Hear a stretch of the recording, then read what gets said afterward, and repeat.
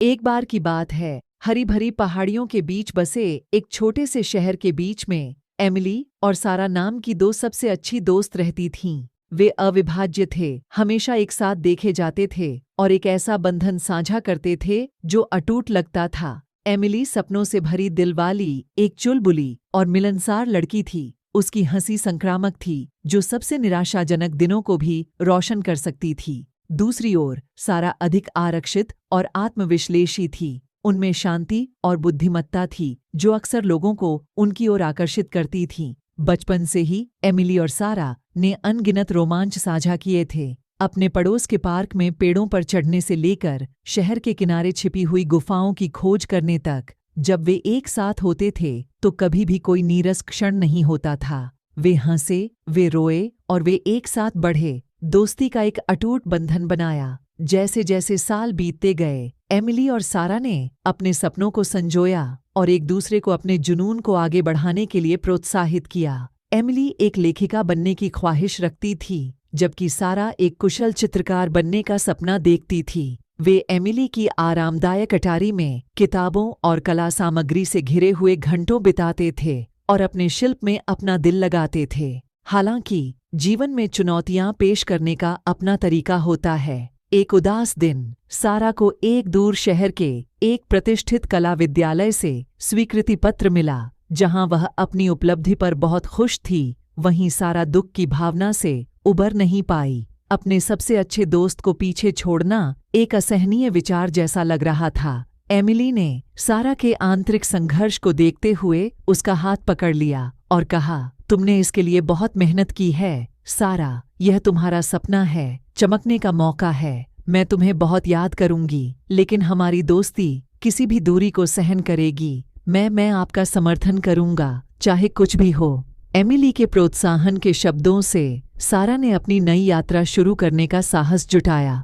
जैसे जैसे दिन हफ्तों में और सप्ताह महीनों में बदलते गए, सबसे अच्छे दोस्तों को बार बार फोन कॉल और हार्दिक पत्रों में सांत्वना मिली। उन्होंने अपनी विजय और क्लेश, अपने सुख और दुख साझा किए, जैसे वे व्यक्तिगत रूप से करते थे। समय बीतता गया और एमिली की पहली पुस्तक के विमोचन का दिन आ गया। नसों में झुनझुनी के साथ समय बीतता गया और एमिली की पहली पुस्तक के विमोचन का दिन आ गया। अपने पेट में उसने कमरे को छान मारा और उसकी नज़र भीड़ में एक परिचित चेहरे पर पड़ी। यह सारा ही थी, जिसने अपने सबसे अच्छे दोस्त को आश्चर्यचकित करने और इस महत्वपूर्ण क्षण में शामिल होने के लिए मीलों की यात्रा की थी। जब वे गले मिले तो एमिली के चेहरे से खुशी के आंसू बह निकले। उन्हें अपनी दोस्ती का बोझ पहले से कहीं अधिक मजबूत महसूस हुआ। यह वह क्षण था जब उन्हें एहसास हुआ कि उनका बंधन भौतिक दूरी और समय से परे अटूट है। उनके हृदय ऐसी भाषा बोलते थे जिसका कोई भी शब्द वर्णन नहीं कर सकता। उस दिन के बाद से एमिली और सारा ने अपने अपने प्रयासों में एक दूसरे का समर्थन करना और प्रेरित करना जारी रखा। चाहे वे मीलों दूर हों या साथ साथ खड़े हों, उनकी दोस्ती अटूट रही। और इसलिए एमिली और सारा की कहानी हमें दोस्ती का सही अर्थ सिखाती है। यह समय या दूरी से बंधा नहीं है, बल्कि यह एक ऐसा संबंध है जो हमारे दिलों में रहता है। यह संजोने लायक खजाना है, दुनिया के शोर के बीच पाए जाने वाले एक दुर्लभ रत्न की तरह। बहुत समय पहले की बात है। एक बहुत ही सुंदर और धनवान राजा अपने राज्य में रहता था। उसका एक अनोखा घर, पालतू बाघ भी था।